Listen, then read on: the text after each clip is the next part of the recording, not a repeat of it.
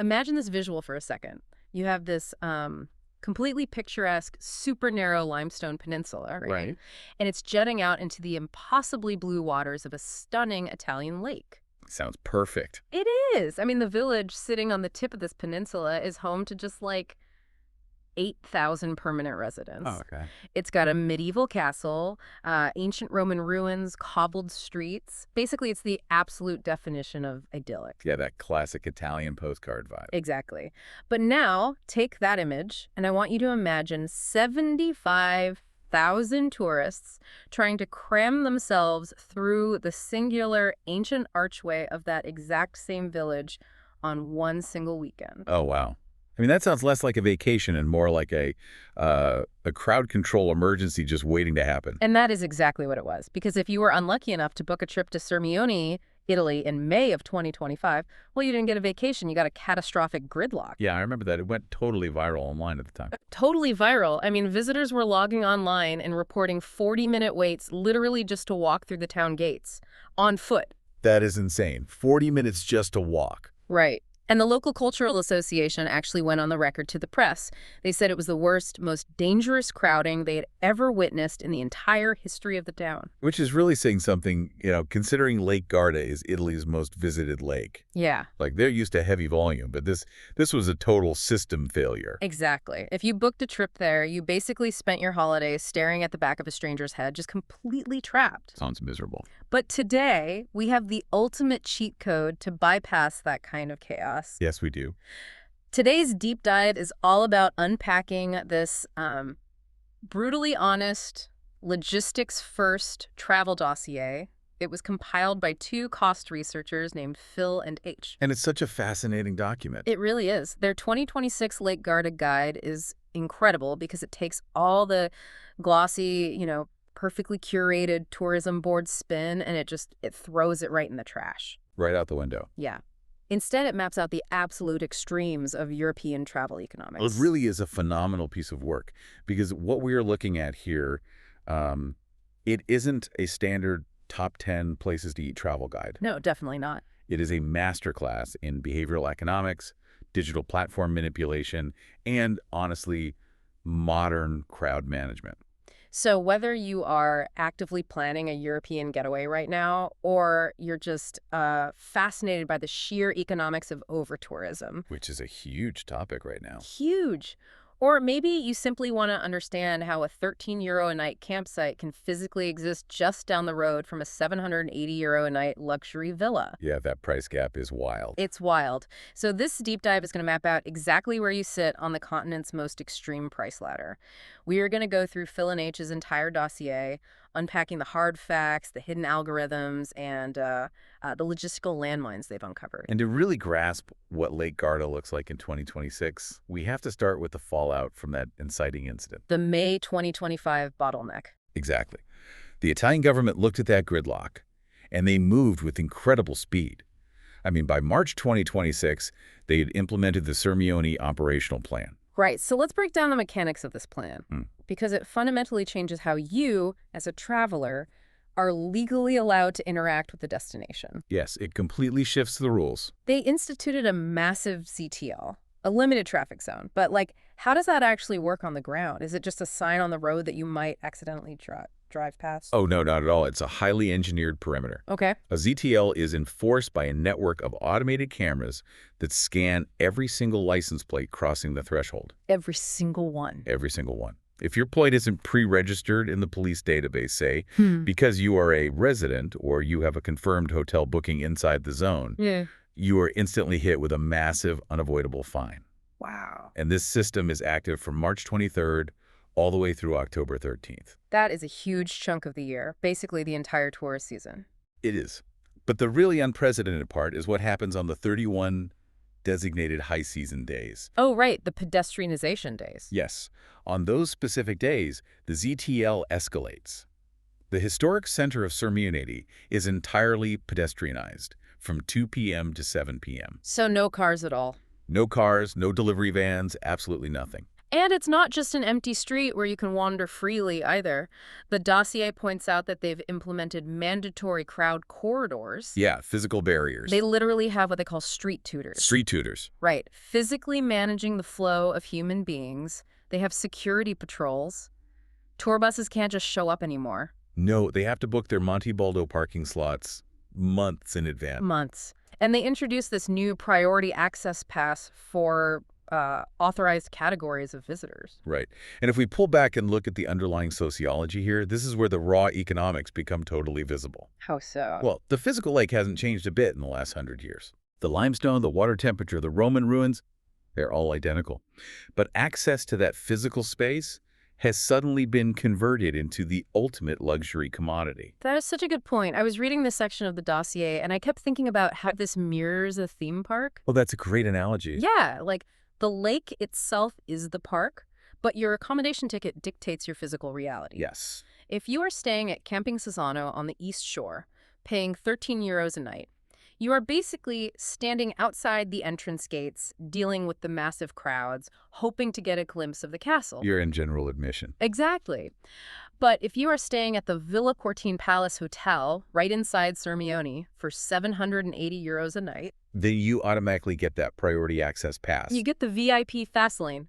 It's spot on. The geographic distance between that €13 tent pitch and that €780 luxury suite is, what, maybe 15 kilometers? Right. The difference isn't the destination itself. The government's new access protocols literally create a physical class divide in how the town is experienced. It really does. And your knowledge of how to navigate these invisible borders dictates whether you have the trip of a lifetime or you spend 3 hours sweating in a managed crowd corridor wearing a high-vis wristband. Yeah, nobody wants that. So to figure out how to navigate this gated community, we have to look at the single most important variable in the entire dossier. The calendar. The calendar. Time dictates reality on Lake Garda.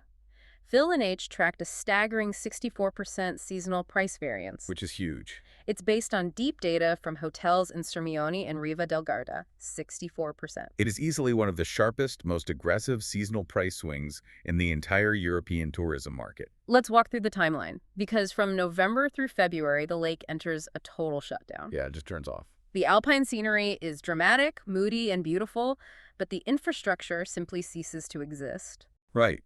Campsites lock their gates. The family-run hotels board at their windows. And towns on the western shore, like Limon Sul Garda, operate at a tiny fraction of their capacity. Which, I mean, it sounds incredibly romantic if you want to be totally alone. Oh, sure. But practically speaking, you couldn't find a place to buy a cup of coffee if you tried. Exactly. Unless your specific goal is solitary, freezing alpine hiking, it's a dead zone.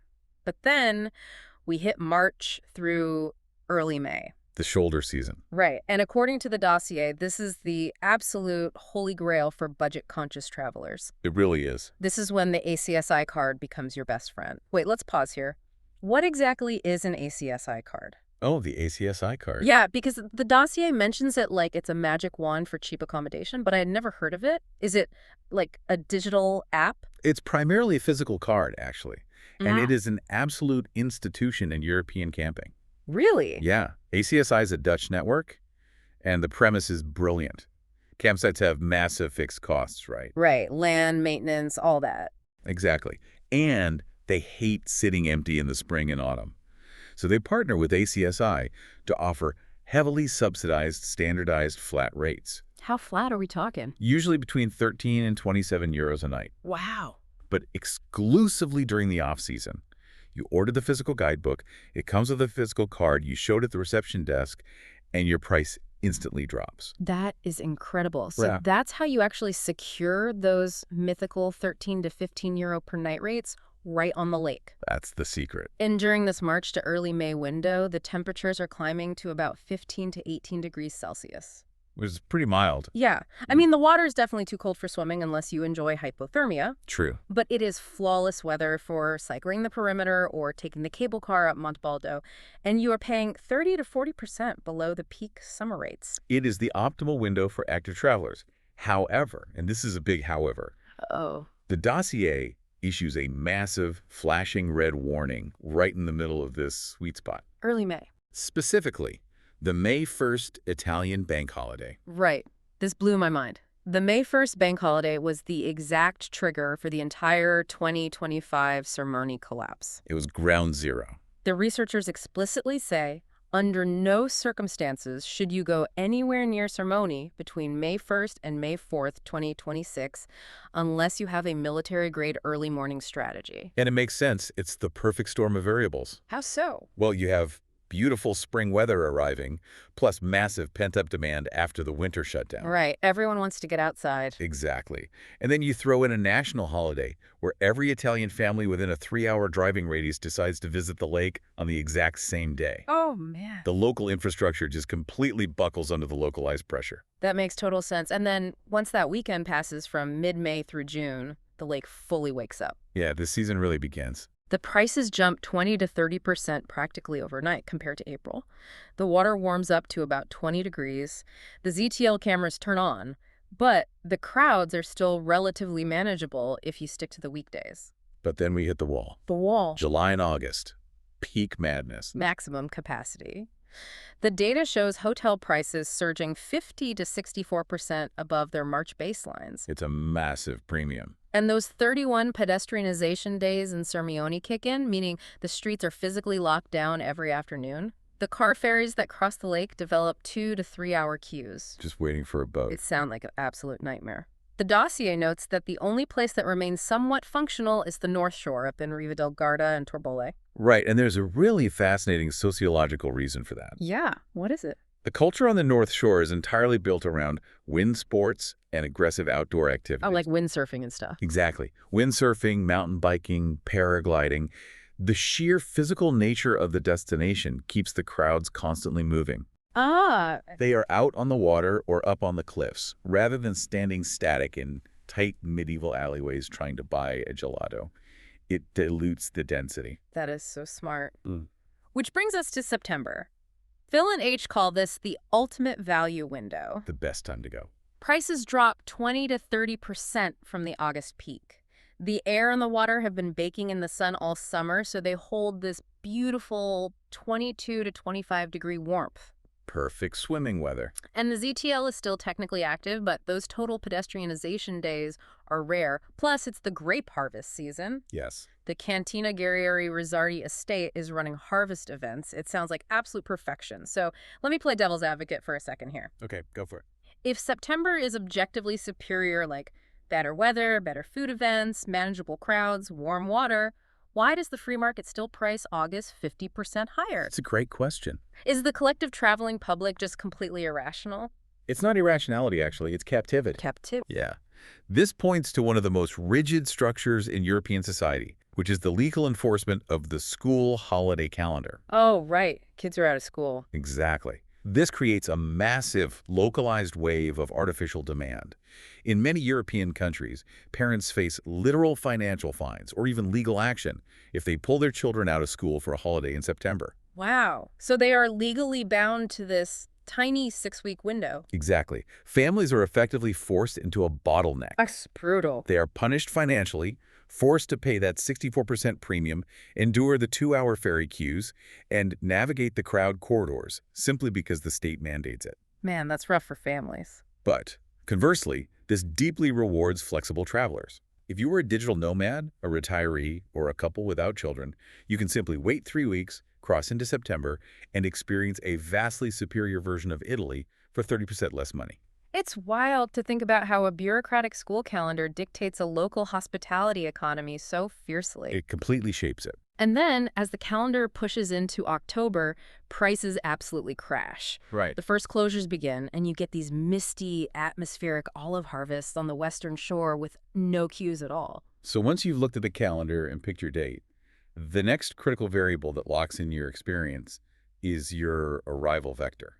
How you get there. Exactly. How do you physically get there? Right, because the dossier makes a really compelling argument that Lake Garda splits psychologically the moment your plane touches the tarmac. It really does. You basically have 2 arrival gates, and they offer completely different realities. First, there's Verona Villafranca, or VRN. A great little airport. Geographically, it's a dream. It's only 30 kilometers away, about a 45-minute drive.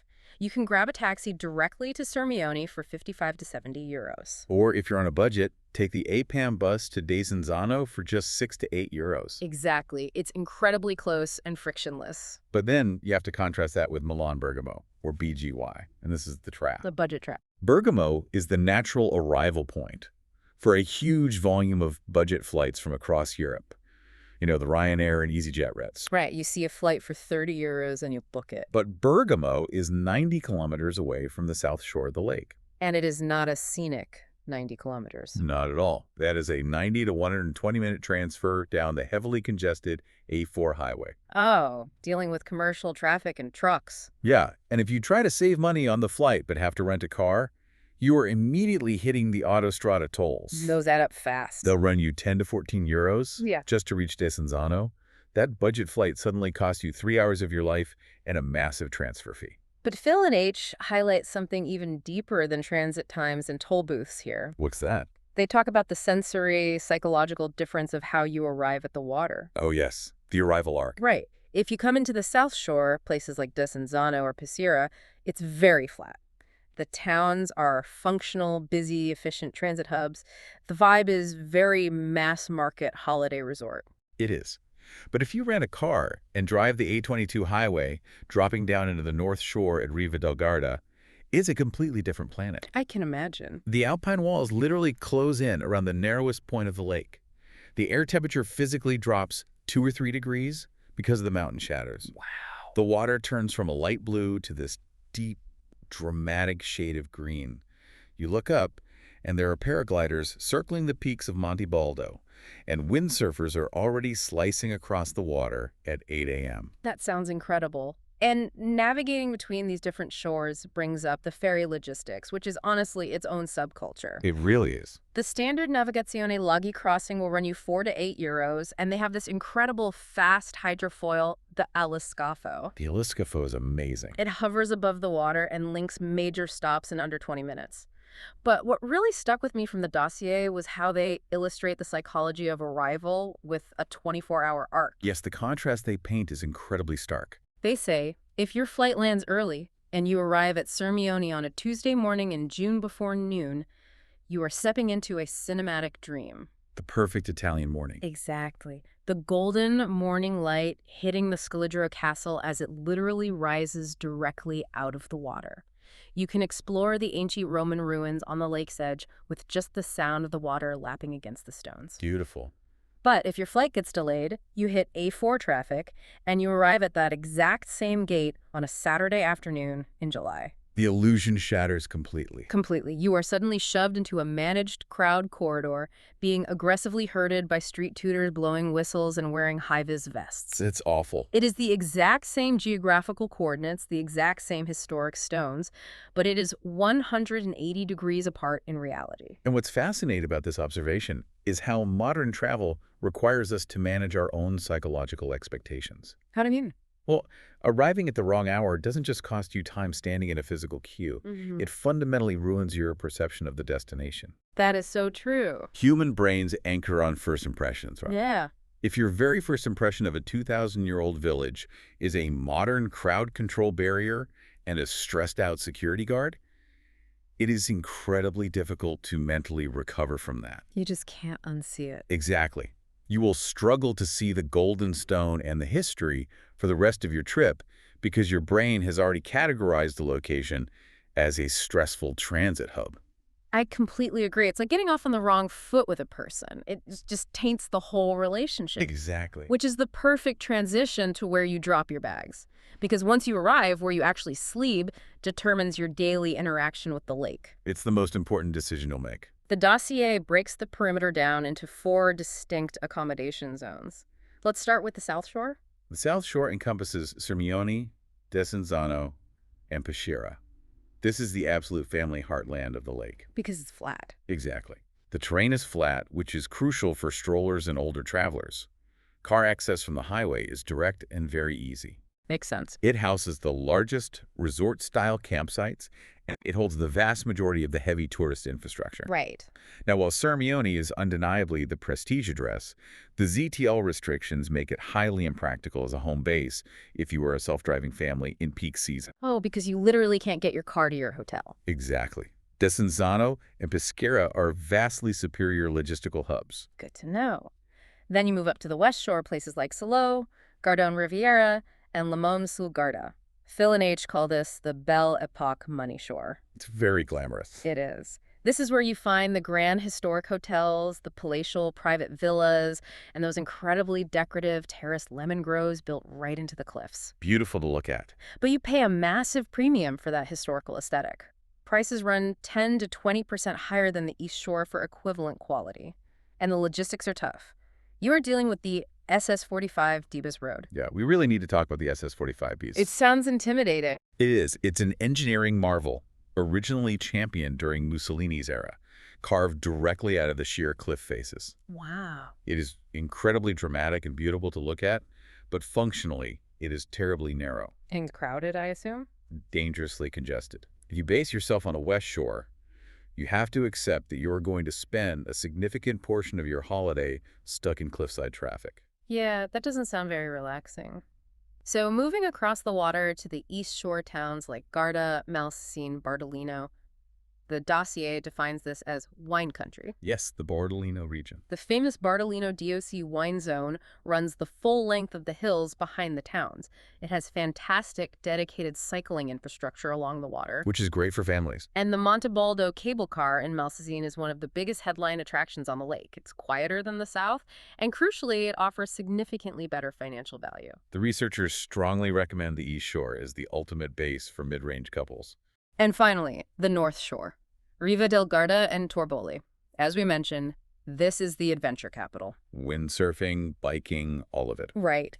It features the most dramatic, fjord-like landscape and boasts the strongest independent cafe and roasting culture on the lake.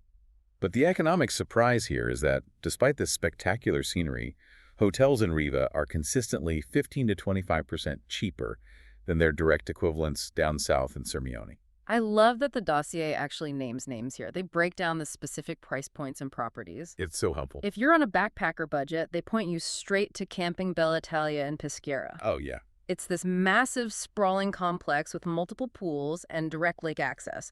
A basic tent pitch there runs 15 to 30 euros depending on the season. Or they suggest camping Cesano on the East Shore. Right, which is how you hit that incredible 13 euro low-season ACSI rate we talked about. Exactly. Now, for the mid-range traveler, they highlight Hotel Dolomiti in Malcesine. It averages 112 euros a night, which offers exceptional value considering its proximity to the cable car. That's a great deal. And if you absolutely must stay in Sirmione, there's Hotel Flaminia, which has a massive variance ranging from 94 all the way to 267 euros, depending on the month. That seasonal swing again? Yep.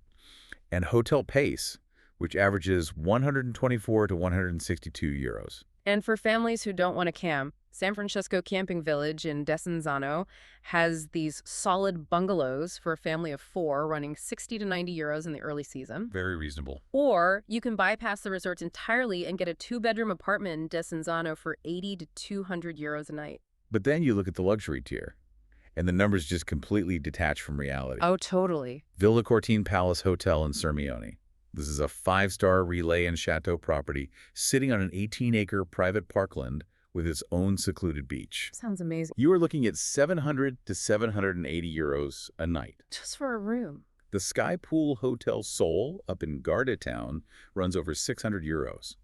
They even dug up a listing for a private lakefront villa on the West Shore that rents for 22,000 euros a month during the summer. 22,000. And that doesn't even include the mandatory 3,500 euro surcharge just for pool and grounds maintenance. The extreme ends of that ladder are dizzying.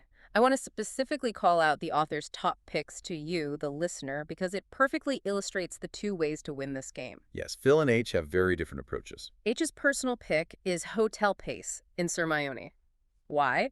Because the geography of the hotel allows for morning swims right off their private dock before the day trippers even pass through the town gates. She pays a premium to bypass the crowds. Exactly. But Phil's pick. He goes the exact opposite route. He chooses camping Bella Italia, where he pays 15 to 25 euros for a patch of grass. A completely different vibe. Yeah. He still gets Dawn Lake access with no crowds, but the local Bardolino wine from the estate right next door only costs some 8 euros a bottle. Which naturally brings us to how you feed yourself. Mm-hmm. Because speaking of an €8 bottle of wine, the food economy on Lake Garda is a logistical minefield of its own. Oh, we have to talk about what they call the Sirmione gate trap. The airlock. I found this brilliant. I look at the entrance to Sirmione like a financial airlock on a spaceship. That's the best way to describe it. You have this highly pressurized, incredibly expensive 30-meter chamber right inside the gates.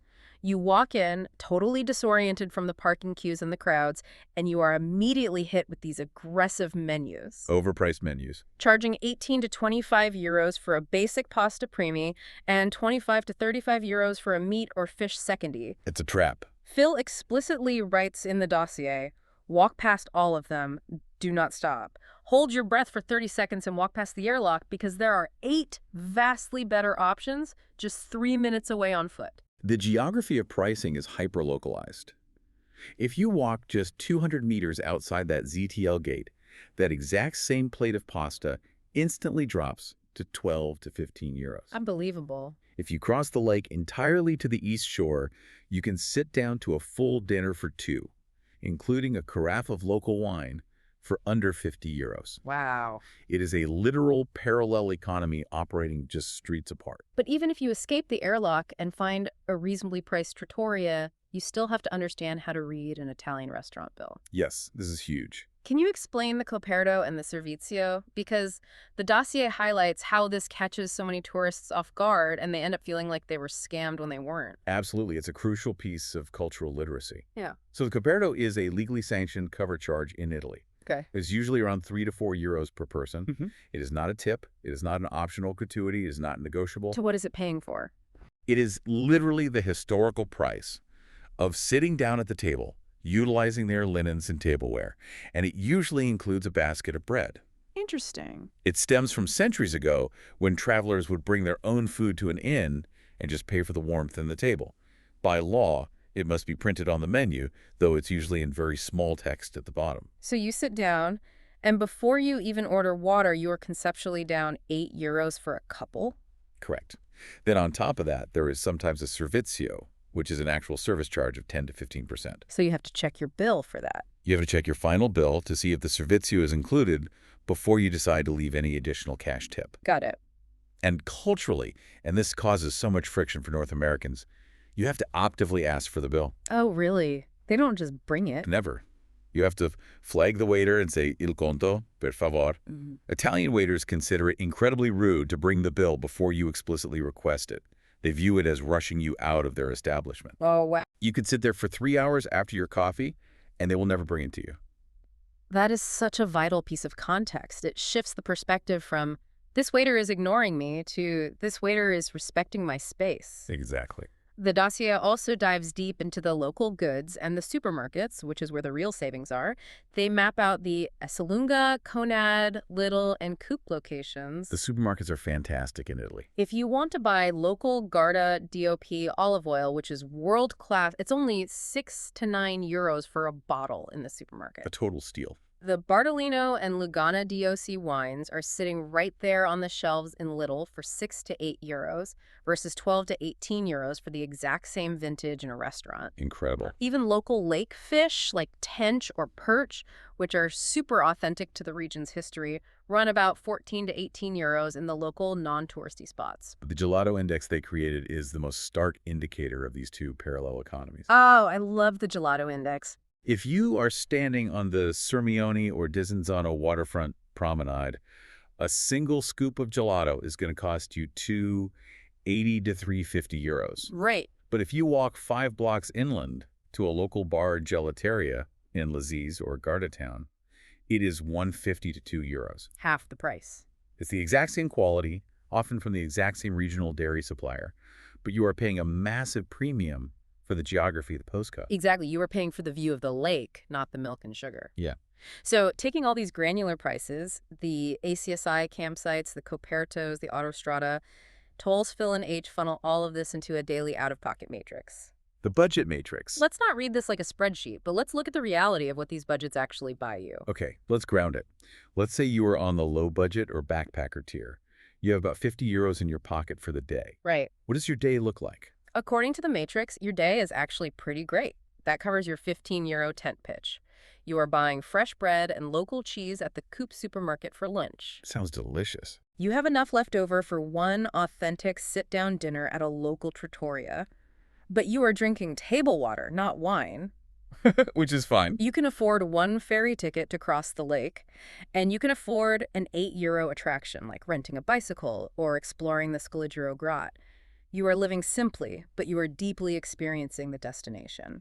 Now step up to the mid-range couple. You have roughly 150 euros per person per day. A big jump.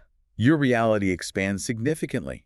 You are splitting a very comfortable 130 to 180 euro hotel room. Nice. You wake up and get a cafe breakfast with pastries.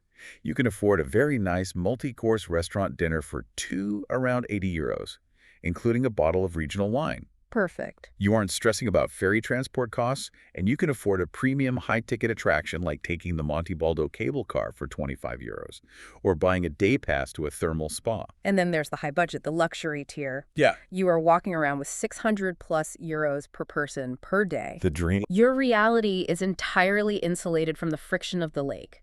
You are splitting the Villa Cortine Palace room. You are eating included gourmet hotel breakfasts. Of course. You are doing fine dining for both lunch and dinner with premium wine pairings.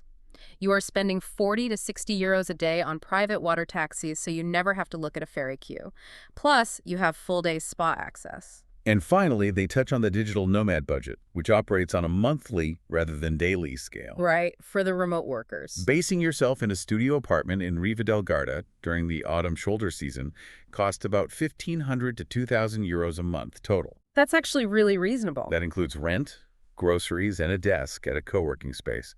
What stands out to you when you look at how these four distinct realities stack up against each other? Honestly, it's how radically scalable the destination is. Scalable, yeah. It is incredibly rare to find a single geographic location that authentically caters to a 50 euro a day camper who is genuinely having an incredible, fulfilling holiday, and a 600 euro a day luxury traveler with both of them staring at the exact same body of water. It is exceptionally rare. The natural life cycle of most tourist destinations is that they gentrify and push the budget traveler out entirely. Like where? Well, think of places like the Amalfi Coast, where a budget trip is almost physically impossible now. Oh, totally. Or, on the flip side, they cater exclusively to mass-market budget tourism, build massive concrete mega-resorts, and lose all their high-end historic appeal. Right. Lake Garda has somehow managed to maintain both ecosystems simultaneously, side by side. But the dossier is very clear on this. No matter which of those budget tiers you fall into, there are 3 specific logistical landmines that can absolutely obliterate your trip if you don't see them coming. The traps. Let's dig into the 3 named logistics traps. Trap 1 is the Sirmione access trap, which we've touched on conceptually, but let's look at the mechanical reality. Okay. The mechanism here is the ZTL from March 23 to October 13, and specifically those 31 pedestrianization days where the historic center is locked down between 2 p.m. and 7 p.m. The lived reality of this trap is brutal. The dossier describes the exact scenario. Picture this. A family drives to Sirmione on a sunny Saturday in July. They are using their GPS, expecting to just pull up and park near the castle like it's a normal town. But they can't. Instead, they hit a solid wall of brake lights 2 miles outside the gates. The queue does not move. Families with pushchairs are navigating unmarked, shifting crowd corridors along the roadside. A nightmare. Cars are just circling aimlessly for hours, burning expensive Italian fuel. So what's the fix? The fix is strictly logistical and requires premeditation. You must check the municipal pedestrianization calendar online before you leave your hotel. You must arrive before 11 a.m. Early morning strategy. Yes. You do not try to park near the gate. You park at the Griffo parking lot, well outside the zone, and you take the municipal electric golf cart service into the center. Trap 2 is the car ferry queue illusion. Oh, the illusion. The mechanism here involves the car ferry operated by Navigazione Laghi, specifically the route between Maderno on the west shore and Torre del Domenico on the east shore. Okay. If you look at a map, it seems like a brilliant shortcut. On the published schedule, it's a quick 25-minute journey. But the map and the schedule lie. Or at least they omit the terrifying reality of summer I Saturdays. absolutely do. Families in rental cars plan a beautiful scenic loop of the entire lake. They pull up to the terminal in Maderno expecting to drive right onto the boat. And what happens? Instead, they hit a massive multi-lane vehicle queue. Because every other tourist had the exact same idea and the boat only holds so many cars, a quick 45-minute transit turns into a 3-hour ordeal sitting on hot asphalt. 3 hours. Their entire itinerary for the day just collapses. It's a classic case of confusing the map with the territory. The fix they recommend is simple. Abandon the car, Just ditch it. park it, Yeah. walk onto the passenger ferry for €4 to €7, and cross on foot. There is rarely a meaningful queue for foot passengers. Oh, that makes sense. Or, if you absolutely must keep your car with you, just drive the perimeter road. The entire circumference of the lake can be driven in under 2 hours if traffic is actually moving. And then there is trap 3. This is the one that really fired me up. The glamping markup trap. This one is fascinating. This one isn't geographical. It is entirely digital. Right. Lake Garda has over 100 campsites. But when you go onto a mainstream booking platform, booking.com, Airbnb, whatever, and you search campsite Lake Garda for July dates, what happens? The algorithm takes over. Right. It pushes the highest yield premium options to the absolute top of your screen. Right. The luxury mobile homes, the glamping lodges with private hot tubs, the massive lakefront bungalows. Which are definitely not cheap. And technically, the platform isn't lying. Those structures are located on the grounds of a campsite, so they are categorized as such. So the lived reality is that a family is looking for a cheap €20 patch of grass to pitch their own tent. They see a property listed as a budget campsite, they click through the beautiful photos, and the interface herds them toward booking a bungalow for €150 a night. Classic bait and switch. It's not a scam. The bungalow is real and probably stunning, but it's hotel pricing wearing a canvas wrapper. It fundamentally ruins the concept of a budget nature holiday. So how do you beat it? The researchers say the only fix is to bypass the platforms entirely. You have to find the specific campsite's direct website or call them on the phone, explicitly ask for a bare tent pitch, and you have to do it 6 months in advance. Wow. But hold on, let me ask you about this UI architecture. How does a digital platform effectively hide a piece of grass? Sneaky. Are they intentionally burying the budget options just to increase their commission, or is it just user demand shaping the interface? It's a complex, symbiotic interplay of both forces. We have to realize that digital platform architecture fundamentally reshapes real-world travel behavior. Right. These booking algorithms are not neutral search engines. They are highly tuned revenue maximization engines. I want to make money. They are designed to maximize the financial yield of every single user session. From the platform's perspective, a 15% commission on a €150 bungalow is significantly more profitable than a 15% commission on a €20 patch of grass. Of course it is. Therefore, the interface naturally elevates the higher yield product, adding urgency tags like "only one left at this price." Oh, I hate those tags. It subtly turns a cheap analog nature holiday into a high-pressure undercover hotel purchase. You, as the consumer, have to actively fight the user interface to find the actual budget options. That is wild. You are literally fighting the underlying code of the internet just to stay on your travel budget. You really are. Let's pivot slightly from digital safety to physical safety. In Module 8, Phil and H deal with risk, demographics, and real safety.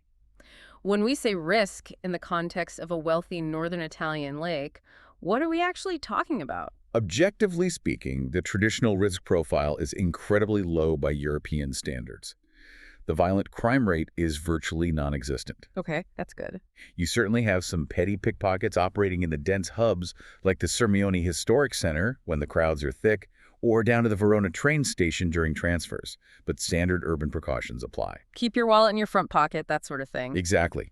The real dangers on Lake Garda are logistical and environmental. Right, like the crowd crushes. Yeah. That May 2025 gridlock proved that extreme crowding at bottleneck points like ancient medieval gates and narrow stone stairways creates genuine physical danger. Yes. It stops being annoying and starts being a hazard for trampling or panic. That's exactly why the government instituted those ZTL crowd corridors in the first place. Exactly. The risk is the density. Then you have road safety. We talked about the SS-45 Beasis road on the western shore. Right. It is very narrow, heavily trafficked by frustrated drivers, and has blind corners carved into the rock. It is absolutely not a leisurely, safe cycling route in the summer, despite how beautiful it looks. In the tip. And finally, water safety is a major factor, particularly on the North Shore. Because of the wind. Riva del Garda and Torbole are famous precisely because of their consistent, powerful thermal winds. You have the aura, which blows in from the south in the afternoon, and the paler, which blows down from the north in the morning. Right. These winds are what make it a global windsurfing hub, but they create choppy, demanding water conditions that are absolutely not suitable for casual, weak swimmers or young children. Speaking of young children, the dossier breaks down how different demographics fare, and it's really insightful. What did they find? For solo female travelers, they rate the entire lake as exceptionally safe, with Riva del Garda being highlighted as the absolute best base. Oh, really? Yeah, it has this great international outdoor community vibe that is very welcoming and socially easy to navigate. Right. The only minor warning they issue is to avoid the Desenzano waterfront bar zone post-midnight. They note it's not particularly threatening or dangerous, just generally unpleasant with minor alcohol-related disturbances. For families, though, the South Shore is king. The dossier specifically highlights what they call the campsite to theme park circuit. What's that? You base your family at a massive self-contained resort like Bella Italia. You do your easy morning swims in the shallow water. You visit Sirmione early before the ZTL shuts down the roads. And you dedicate a day to Gardaland. Ah, Gardaland. It is heavily marketed as Europe's highly rated theme park. Base entry is 45 to 55 euros. Not cheap. The dossier explicitly warns families to budget for this massive expense entirely separately because it is almost never included in any accommodation packages. Good to know. But I love how you described this earlier in your notes. You called the South Shore an engineered ecosystem. It truly is. The South Shore has optimized itself over decades into a frictionless engine of family efficiency. Frictionless engine. I like that. The proximity of the mega campsites to the large supermarkets, to the flat ferry terminals, and to the gates of Gardaland, it is all intentionally designed to minimize friction for stressed parents who are holding the hands of young children. Everything is easy, flat, and connected. But there is still some friction, mostly in the form of localized scams. Oh, the scams. The dossier mentions unofficial boat tours operating right outside the Sirmione gates, marking up their prices by 40% over the official operators. Wow. And they warn about fake parking attendants. Guys in vests waving you into a spot and demanding cash. You have to remember, you pay only at the official municipal parking machines. Never hand cash to a guy in a vest. Which leads us perfectly into the reality check of the guide. Because even in an engineered, beautiful paradise, things fall flat. I deeply appreciate their brutal honesty here. Let's talk about Limone sul Garda. Oh, the lemons. If you look at an Italian tourism brochure, Limone is marketed relentlessly as the lemon shore. You see all these gorgeous, saturated photos of terraced citrus groves cascading down the cliffs. Right. You expect to walk into a town smelling of fresh lemon blossoms. But the reality in 2026... Phil and H reveal that almost all the lemons and lemon-themed products sold in the tourist shops are imported. It's a fascinating quirk of agricultural economics, honestly. Imported lemons in the lemon shore. Yeah. Growing terraced lemons in northern Italy is incredibly labor-intensive. Right. It is no longer commercially viable at a scale that can support the massive tourist demand. So what do? So the town imports cheaper lemons from Sicily or Spain to fill the marketing fantasy. Wow. The village itself has largely morphed into a single main street of souvenir shops with laminated menus printed in 6 languages, completely overwhelmed by day tripper tour buses. That's a shame. And remember, you have to drive that terrifying, narrow SS-45 Bivas road just to get there. Yeah. Their final verdict on Limone. Visit it once for the historical architecture of the old lemon houses, Right. but absolutely do not base your entire holiday there. Then there is the Gardaland pricing architecture. Okay. The park itself is excellent. World-class roller coasters. But a family of 4 paying 50 euros each for basic entry, plus 10 euros for parking, plus 15 euros per kid's meal inside the park. That adds up so fast. You are looking at 250 to 300 euros in hidden, unavoidable costs before anyone has even looked at a souvenir shop. Man. It's marketed heavily as a budget-friendly family anchor, but mathematically, it's actually one of the most expensive days per hour in all of northern Italian tourism. And we can't forget the 22 euro pizza trap, near the Sirmione thermal baths. Oh, yeah. They point out that the 300-meter stretch of pavement between the Scaligero Castle and the QC Terme Spa entrance represents Lake Garda tourist infrastructure at its absolute least authentic. It is a captive audience zone with wildly inflated prices for mediocre food. But then, right after tearing down those illusions, they contrast those disappointments with what they claim is the single best moment of the entire trip. Yes, the Grotte di Catullo. But specifically, at 8 a.m. on a weekday in late September. The way they describe it is almost poetic. It really is. You wake up early, before the ZTL is an issue, before the first tour buses have even parked. You walk out to the very tip of the Sirmione Peninsula. Right. You are walking on actual preserved Roman floors. You are looking out at the vastness of the lake through 2,000-year-old stone arches with ancient, twisted olive trees growing right out of the ruined walls. It sounds incredible. There is no queue. There is no loud, multi-language audio commentary. It is just you in complete silence above the water, intimately experiencing one of the most historically significant Roman villas in all of Northern Europe. It perfectly highlights the tension between authenticity and commodification that defines modern travel. It does. Limone has essentially become a caricature of itself, selling imported lemons to fulfill a marketing fantasy. Meanwhile, the Grotte di Catullo remains deeply, profoundly authentic, precisely because it requires effort. Exactly. You have to wake up early. You have to walk all the way to the end of the peninsula. You have to actively beat the machine to experience the reality.